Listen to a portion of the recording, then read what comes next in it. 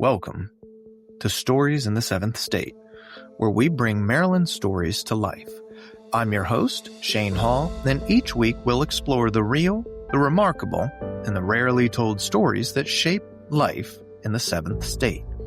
From local legends to hidden histories and modern-day makers, these are the stories that define Maryland. If you're a Marylander, you do not have a state flag. You, my friend, you have a brand. This is not just a banner, it's a culture. It's on your bumper stickers, your hats, your boat flags. It's painted across the end zones of football stadiums. It's emblazoned on every lacrosse uniform. It's one of the most recognizable and frankly ubiquitous state symbols in the entire nation. The Maryland flag is the visual mic drop of state banners. California's got a pretty cool one, South Carolina's got a pretty cool one, Texas has a recognizable one, but nothing is as bold or loud, and if you live here, it is absolutely inescapable. The Maryland flag is incredible. Take a moment and look at the other flags of America. Most of them are forgettable. A state seal on a simple blue field. A design choice that vexillologists, as are experts who study flags, universally disparage. And then there's Maryland.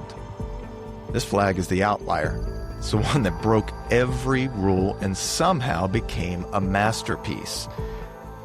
It's consistently ranked as one of the best flags, not only in our country, but in North America in general.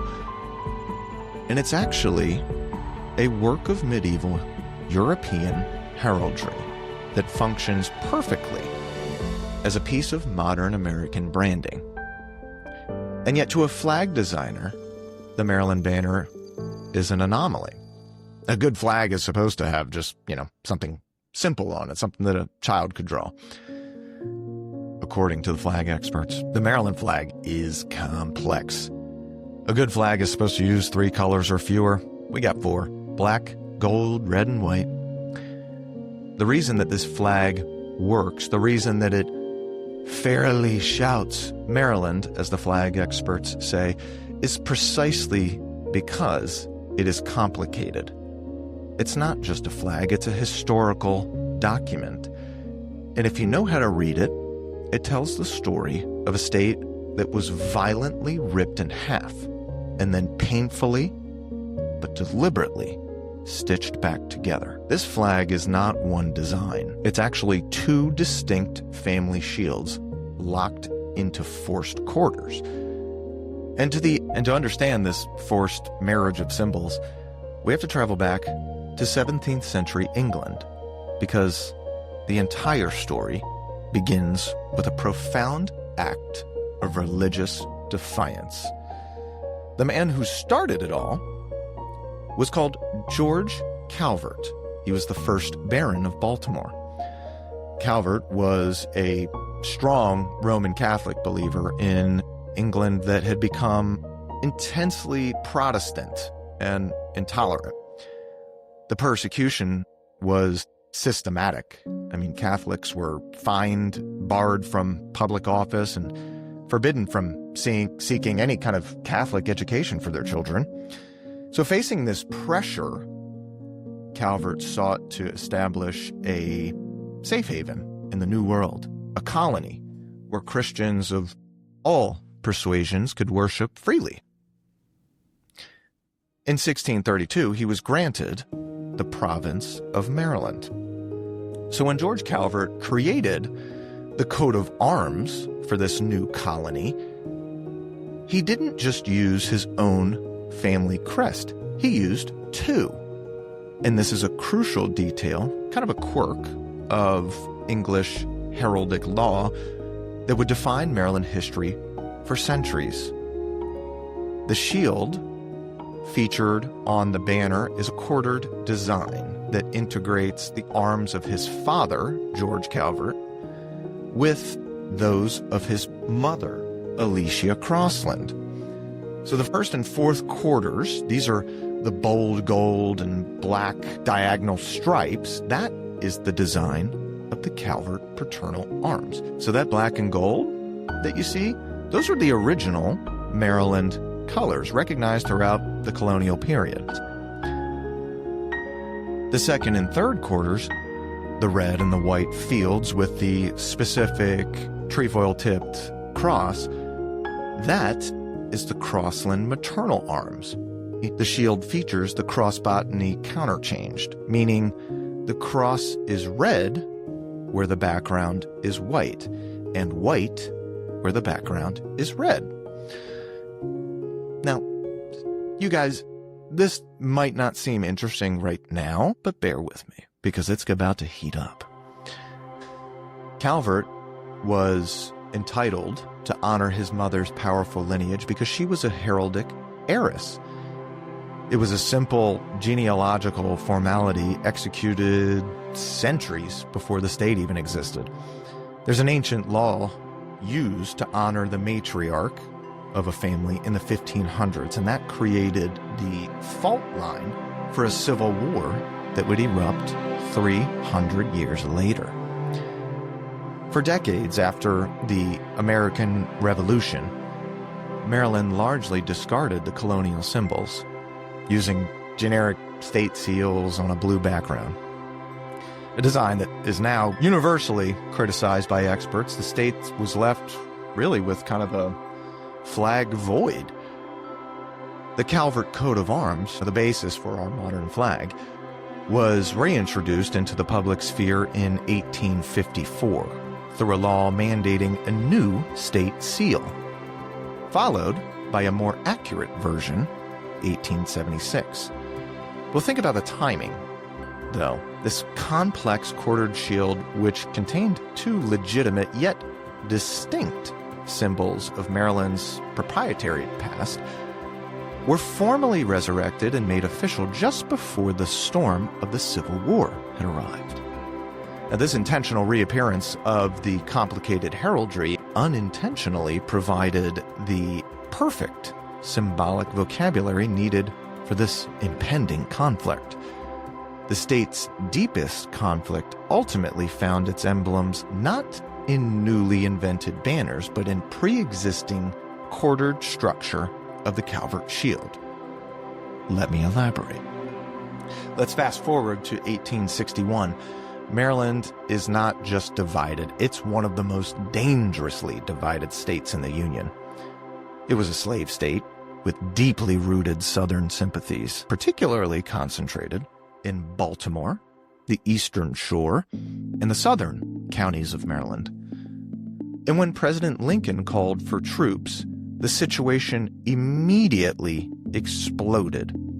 Just 5 days after Fort Sumter, the Baltimore riot of 1861 erupted when pro-secessionist mobs attacked the 6th Massachusetts Infantry marching through the city.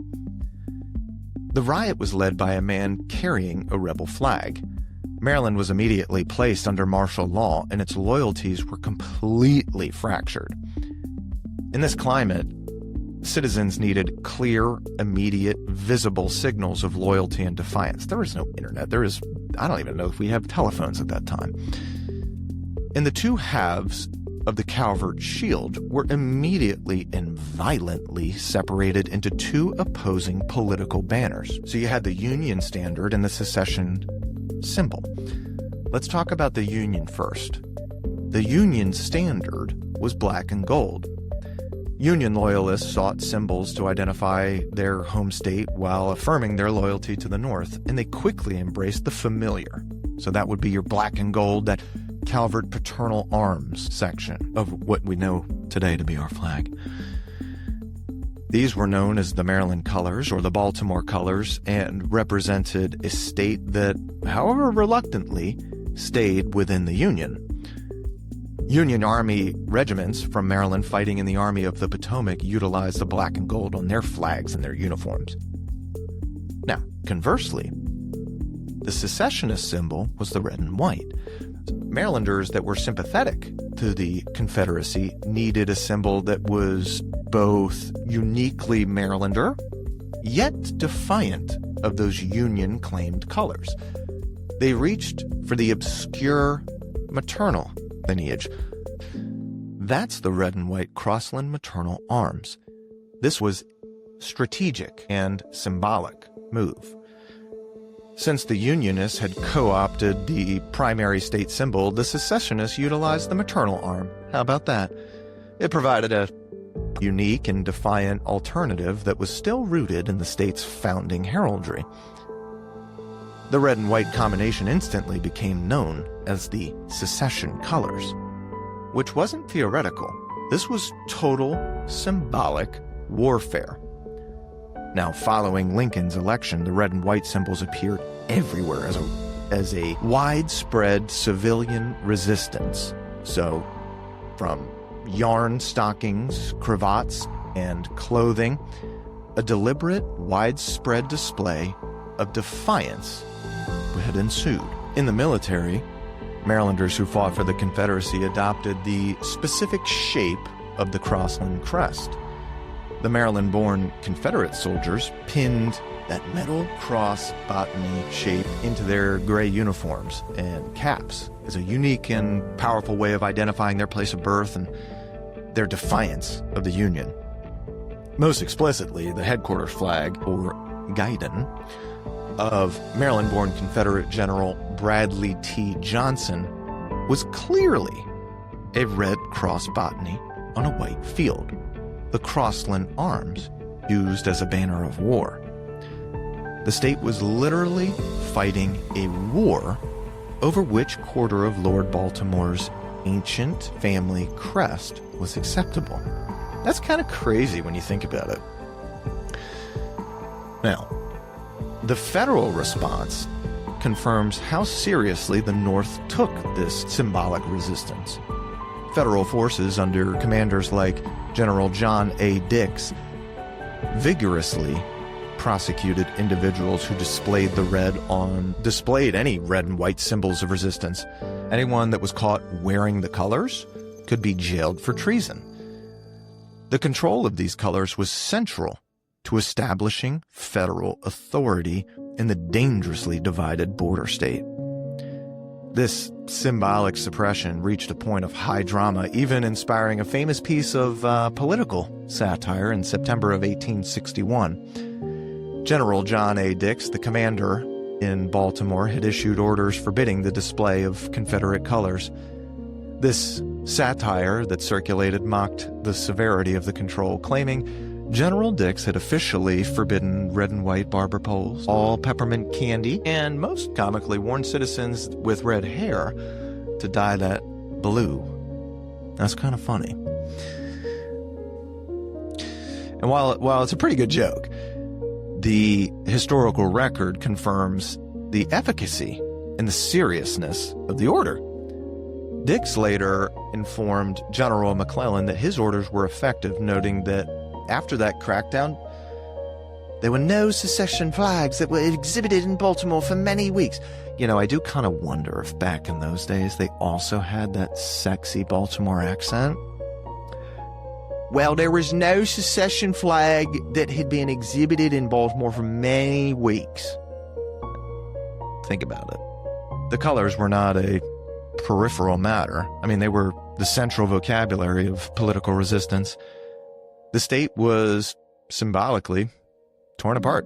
I mean, you had two halves of a single family crest ripped into opposing military banners. That's crazy. And can you imagine today if we had the same instance? And, you know, it's 2025 today, and people can argue that there is a civil war of ideology underneath the surface of all the things that we have here in America, not just Maryland, but it's pretty interesting to think back on what they were going through in the Civil War and how what we see today as this awesome brand, this Maryland flag, when it resurfaced, we weren't sure if we were going to be a country much longer. So when the war finally ended, the state was faced with the ultimate, immediate political problem, which was Reconstruction. So how do you integrate thousands of Confederate veterans back into a state that had remained in the Union? They needed a symbol, a political contract that could welcome them all back without dishonoring those who died for the Union. They needed a flag that acknowledged both loyalties without declaring one side victorious. The solution was really a work of political genius. This is where we get our combined banner. So starting around the 1880s, the design that we know today, the 4 alternating quadrants, began appearing at public events. It was adopted, as one newspaper put it, by common consent. And this new configuration instantly represented reconciliation. It said visually, both of our pasts are part of our future. This was first flown, the flag that we know today was first flown publicly on October 11th, 1880, in Baltimore during a parade celebrating the city's 150th anniversary.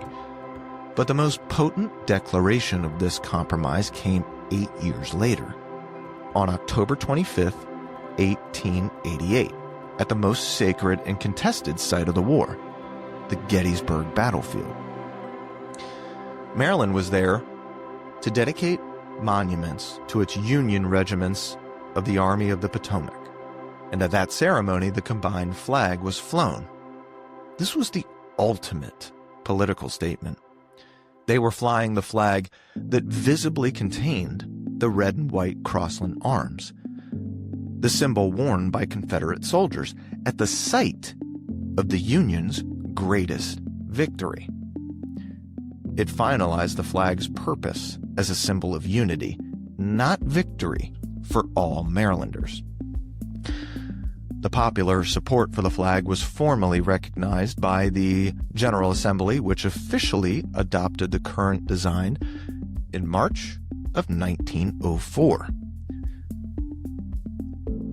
This intentional act of healing is why the flag is such a powerhouse of modern identity.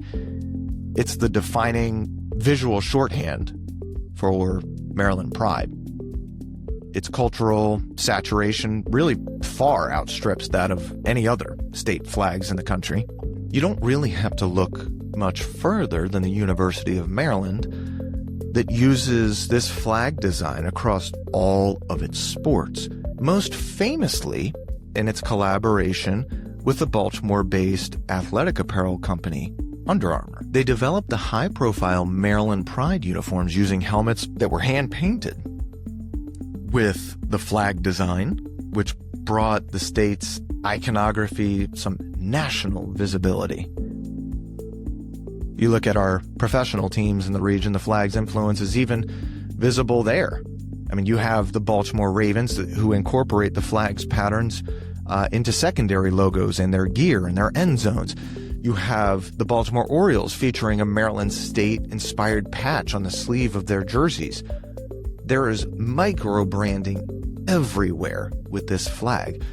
The passion filters down to local commerce. I mean, the ubiquitous flag-colored stickers that are shaped like crabs and horses and labs that are bumper stickers.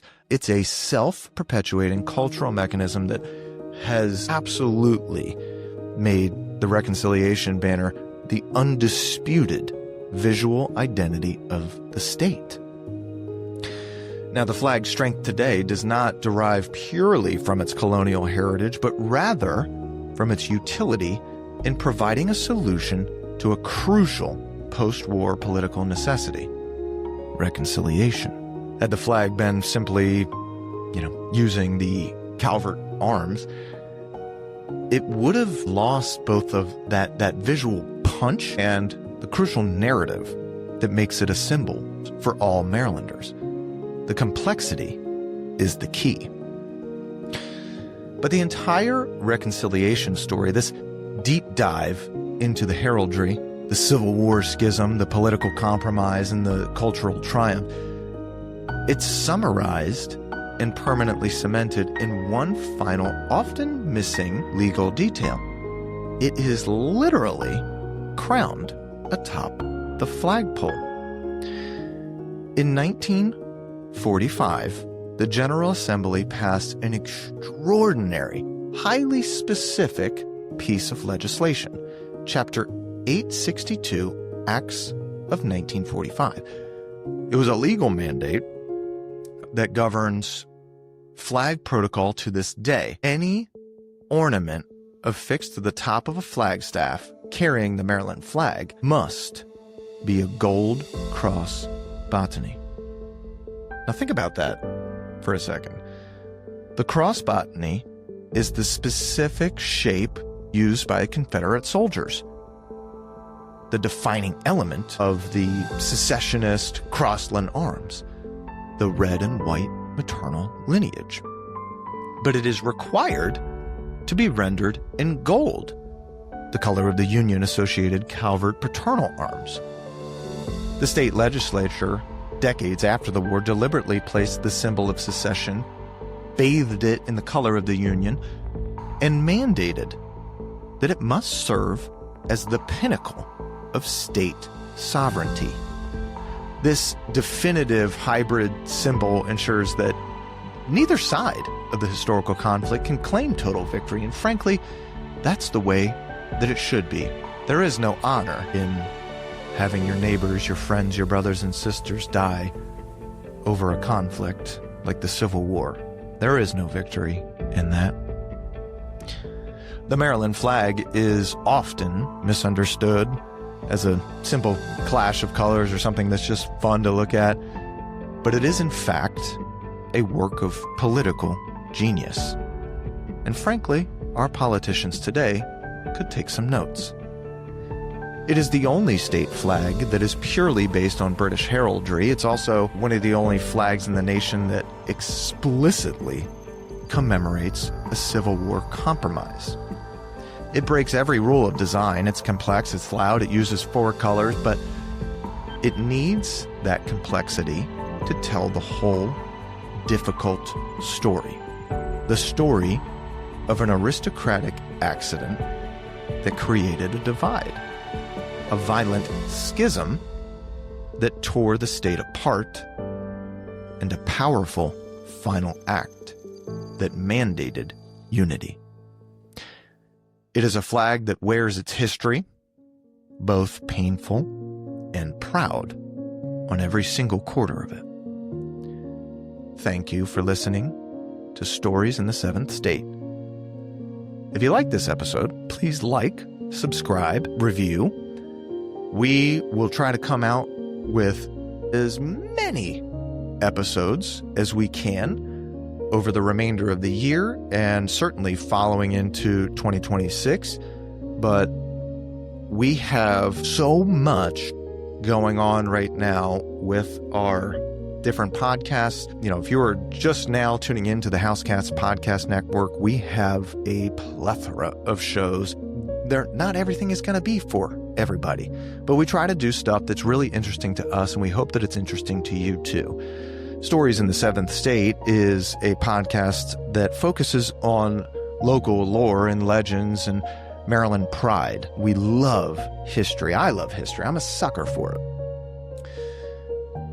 We have the Open Floor podcast, where we really focus mostly on professional stuff that has to do with our day-to-day job. Real estate, helping people buy and sell, what's going on in the world, what kind of things are happening, and what does that affect on our profession. We have the Night Shift, where we review some of our favorite movies. How do they age? How funny do they end up becoming over time, intentionally or otherwise? Some great behind-the-scenes stuff that you probably didn't know about your favorite movies. Those are always fun conversations with friends, just a fun way for us to connect with people, and that's what this is all about. So we do have more podcasts for you out there. Dealmakers is a podcast centered around interviewing people that we run across in our professional space that they don't have to sell real estate by any means, but they are people that are incredible at what they do. And almost all of them have one thing in common. No matter what space they are in, they're great negotiators. And I want to know more about their stories and share their stories with our audience, because I think it's important to connect people. So that's it for me today. We appreciate your listening, appreciate your time, and we'll catch you on the next one.